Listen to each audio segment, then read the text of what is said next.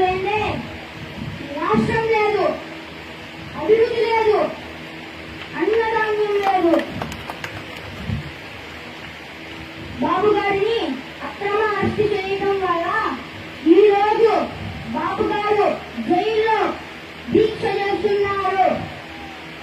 మచ్చలేని చంద్రుడిలాగా బయటికి రావాలని 2 రోజుల్లో ఆ దేవుణ్ణి మనస్ఫూర్తిగా